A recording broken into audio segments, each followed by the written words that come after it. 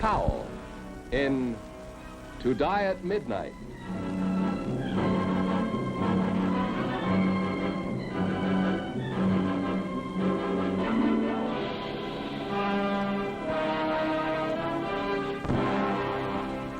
The governor can see you now, Warden Jones. Thank you. Well, good morning, Governor. How are you?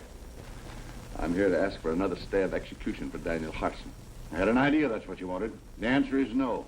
Definitely, absolutely, and finally no.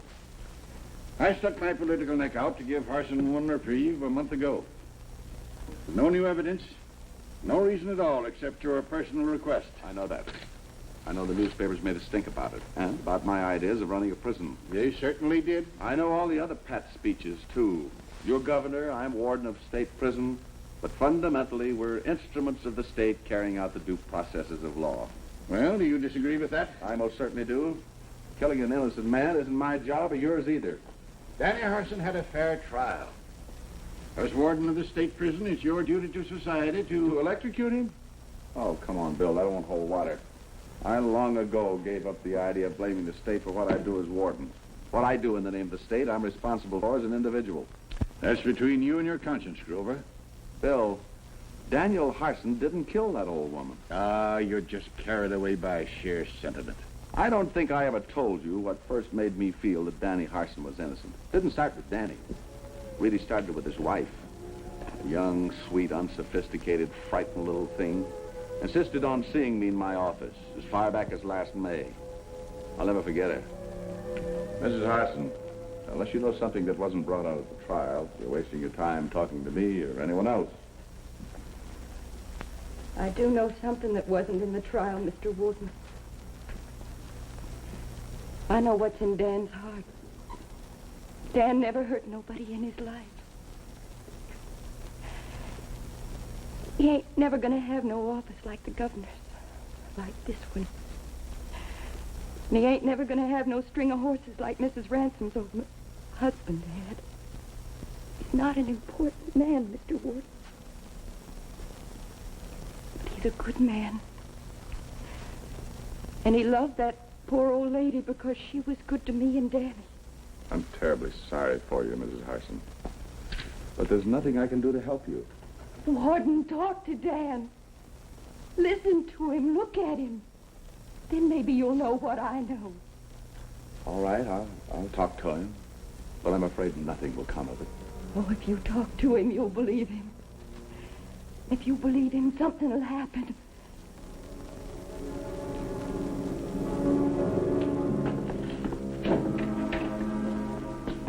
Harson, I promised your wife I'd see you, and I'm here to keep that promise. Talk. There's nothing much to say that wasn't in the newspapers. Oh, Mrs. Ransom, she took a fancy to Evie and Danny.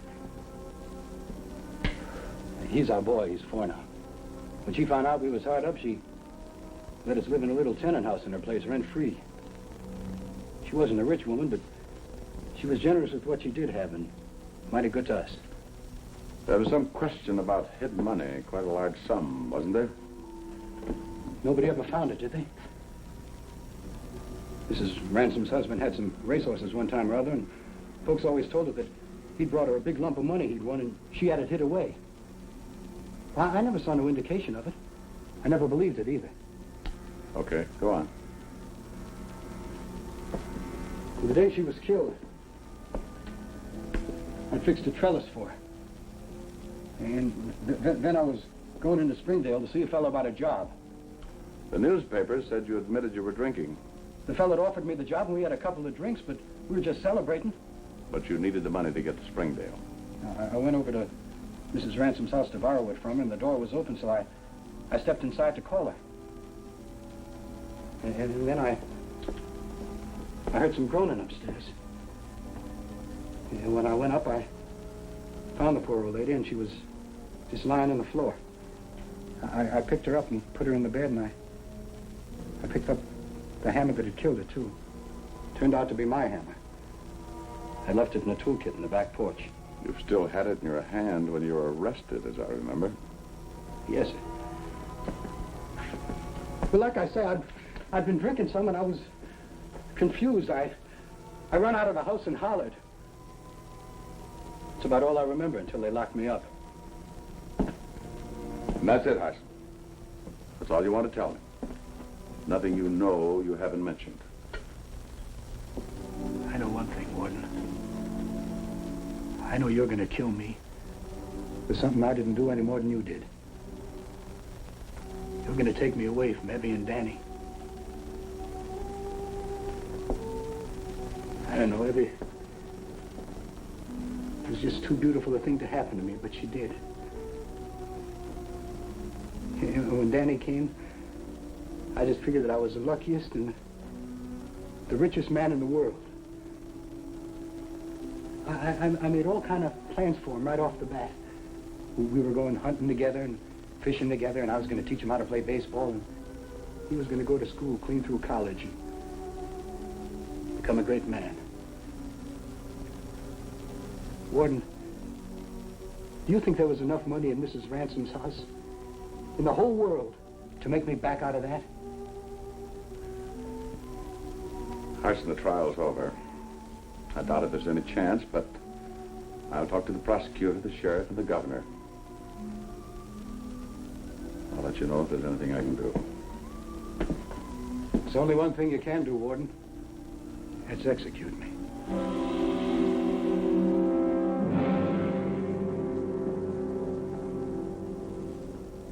You haven't told me anything I didn't know, except that he loves his wife and son. I expect even most murderers do that. You know, Bill, I know it's the truth. There was nothing but truth in that cell. I can feel it as plain as I can feel this table. If we electrocute that man, we'll have betrayed everything we're supposed to stand for. Look at the facts, Grover. When I granted that stay of execution, there was an uproar about it. Last week you had a riot in the yard. A man's lying in the prison now, close to death as a result. Have you read the papers about that? Oh, sure. It's the same old thing. I'm too modern, too easy, ought to be replaced. You want my resignation, Bill? No. But you've got to cut out this sentimental nonsense. Look, I've talked to guilty men before, plenty of them. Heard all kinds of stories. They're all told for a purpose. I was framed, they'll say, or I'm going to get a new lawyer and get a new trial. This man hasn't said those things. He knows he's going to die. He's resigned to it. Grover, you're forcing me to be official about this. As governor of the state, I'm telling you to go back to your office and do your job. Danny Harsons is going to die tonight at midnight, on schedule. And I'm leaving town right now, in case you get any ideas about starting this argument again. All right. But wherever you go, you might think about this. No matter how fair a trial is, there's always the element of human error. All of us in prison work know that. We're working to try to correct it. But it is a fact that innocent people have been convicted through some kind of mistake. Now think about that at midnight, Governor.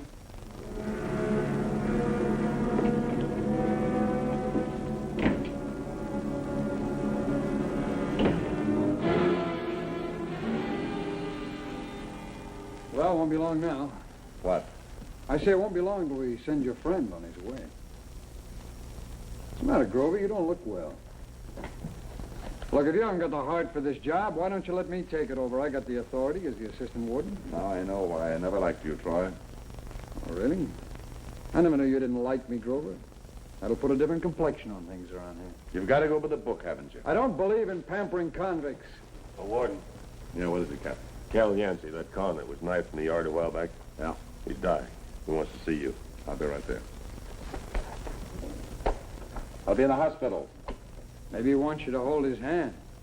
He knows you got a sympathetic heart.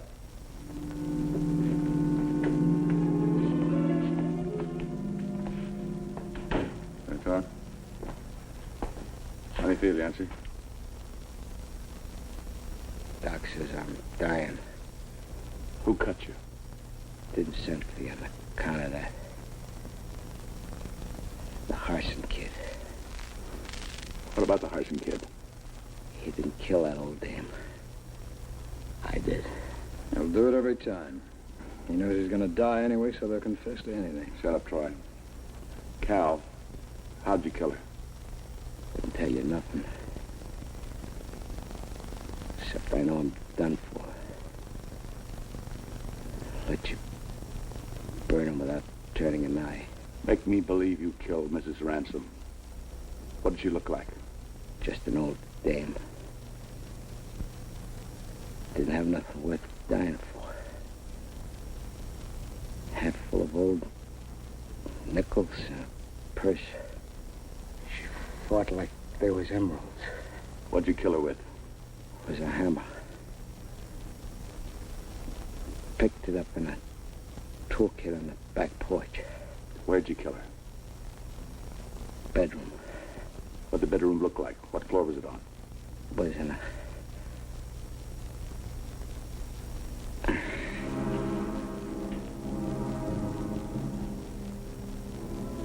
It's a coma. Won't be long. And if he comes out of it, get all the information you can, call me.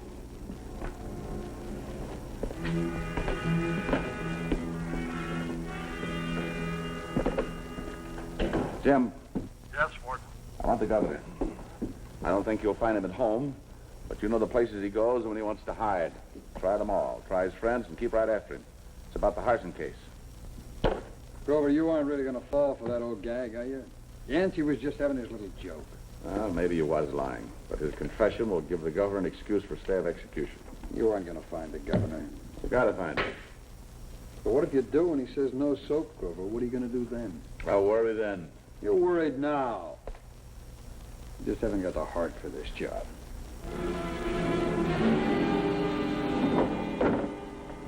Yeah, anything lying on the governor? Not yet. I just remembered he's got a brother in Morganstown. Harvey Borton. Try him there, will you? Only 30 minutes, Grover. Suppose you do find the governor. What are you going to tell him? Look, man, all you got's a dying con's word. Where's your proof? Yes? Warden, Yancey just died.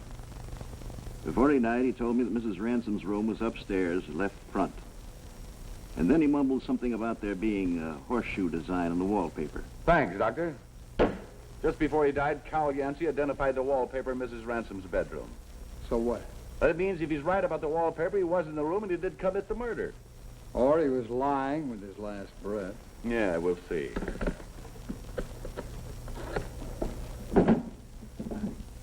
Long distance. Police business operator. This is Warden Doan, State Prison. I'm going to speak with anyone at the residence of Mrs. Ransom, 863 North Fairview Lane in Kentville. Right. Hello, Jim. Just got an idea. The governor may not have left town at all. Try the Capitol Club, but don't waste time on the operator. Speak directly to the manager. I'm sorry, sir, but there's no telephone listed for a Mrs. Ransom at that address. I know that. She's dead, but connect me with whoever's living there now. And hurry. Boy, you never know when you lick, do you? Your party is J.P. Pearson, and the number is 8492W. I'll connect you, sir. Sorry, sir, the line's busy. Well, break into the conversation. Now, don't argue with me. Go ahead. All right. Here's your party, sir. Hello? Hello, I'd like to speak to Mr. or Mrs. Pearson, please. They ain't home. And I don't think it's right for you to bust in on a body's conversation like that. Who are you? I'm Millie, the babysitter. And I've got a right to use this phone. The Pearsons told me I could. Millie. Millie, this is Warden Doan of State Prison. Something very important depends on this. Now, listen very carefully. I have to know whether there's a horseshoe design on the wallpaper in the upstairs left front bedroom. How would I know about the wallpaper in the front bedroom? I've never been up there. Mister, what a question. Millie, now please, I want you to go upstairs and look at the wallpaper. Well, I never. Telling an old lady like me to run up the stairs and look at wallpaper. What's ailing you, mister? Millie, please, there's a man here who's going to die unless you find out about that wallpaper. Man? Going to die? Oh, all right. I'll do it. You wait right here.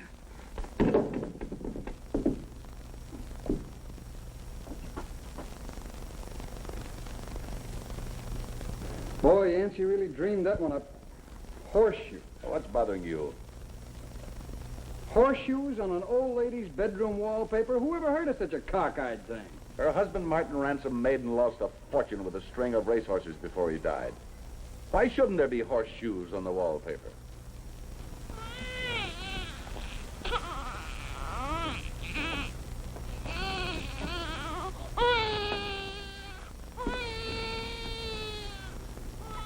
Well, mister, I hope you're satisfied.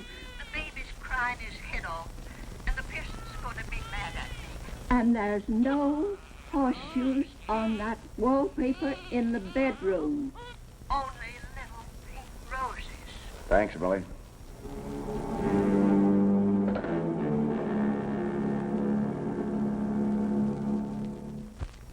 Only 20 minutes more, Grover. I knew there wouldn't be any horseshoes. Want to know why? Why? Because the walls in the room where the old dame was killed were splattered with blood. Seems to me that a smart fellow like you should figure out the new tenants would have the walls repapered. Troy, right now, I almost like you. What are you doing? Just be quiet. Long distance. Operator, get me Kentville 8492W, please. Yes, Warden. Jim, any news on the governor yet? No, sir. Try the highway patrol. They may know where he is.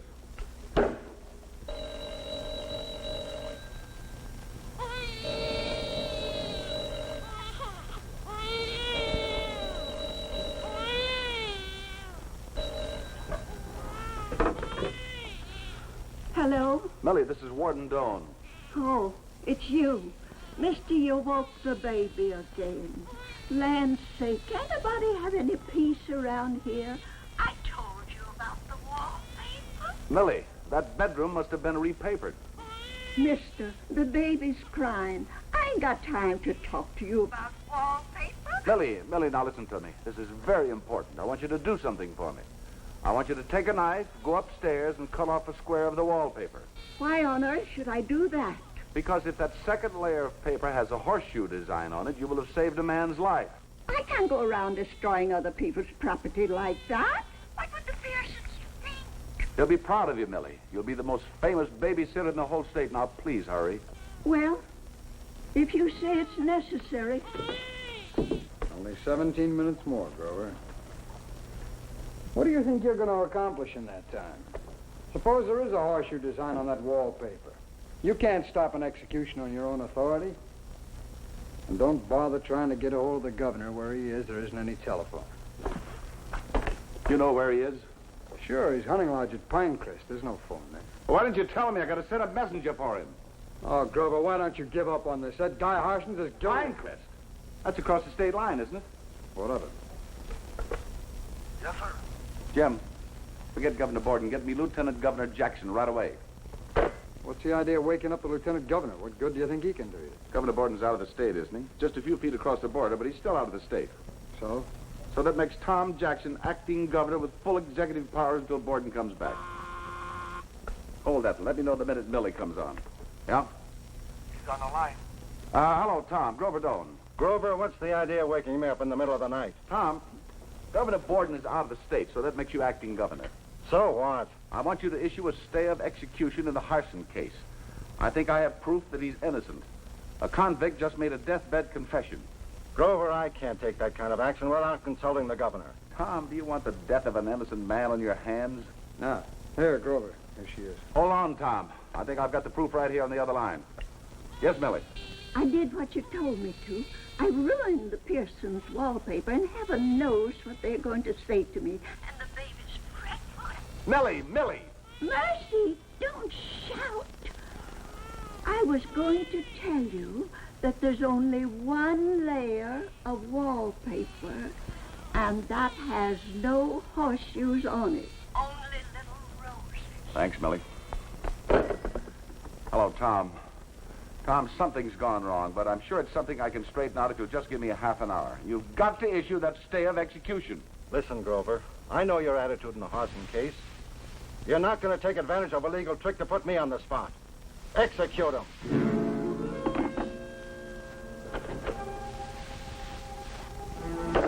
Warden, they're waiting on you.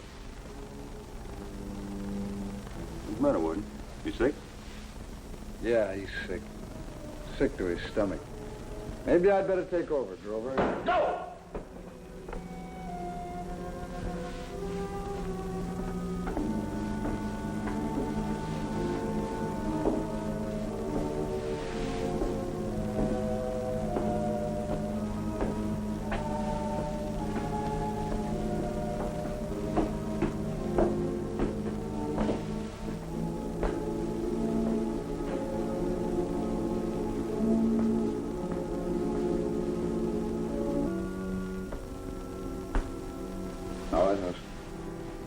go.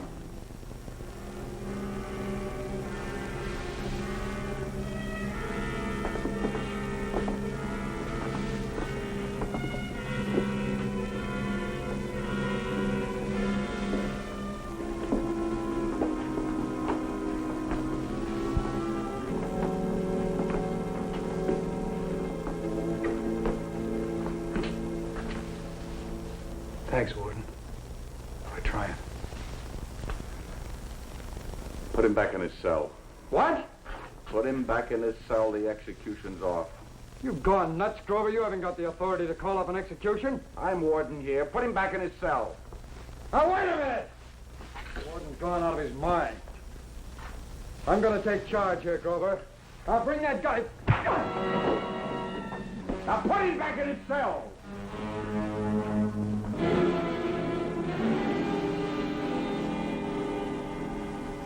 But why, Grover? Why? Why did you do this to me, to yourself?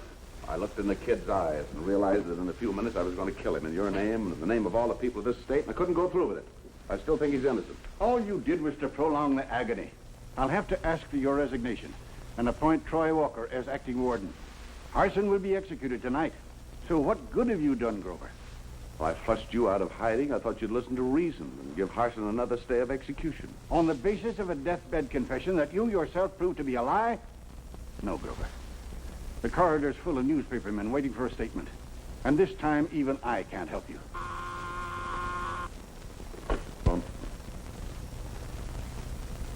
Wait a minute. Bill, pick up that extension. Will you say that again, please? You see, I kept looking at the piece I cut off the wall, and it seemed kind of thick. And I remembered I used to stain my sister's letters over when I was a little girl, and so... Mercy, I'm out of breath. I put the wallpaper over the tea kettle, and it came apart. And there was 2 layers, and one of them had a horseshoe design that it stuck to the rose design. Now, I hope you're happy, mister. You've got your horseshoes. I am, Millie. I'm very happy. And you've done more than you'll ever realize for a lot of people, including me. Thank you very much. Thanks, Grover. Thanks very much.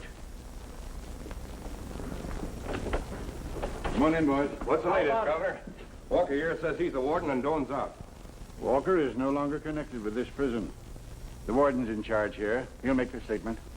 How about it, Warden? Let's have it, Well, Danny Harson's innocence has been proved beyond a doubt. The governor will order a new trial immediately. What else can you add to that? 2 things, really. First, I look forward to some wonderful fishing with a couple of friends of mine. And, second, no one could ever again make me believe that horseshoes don't bring luck.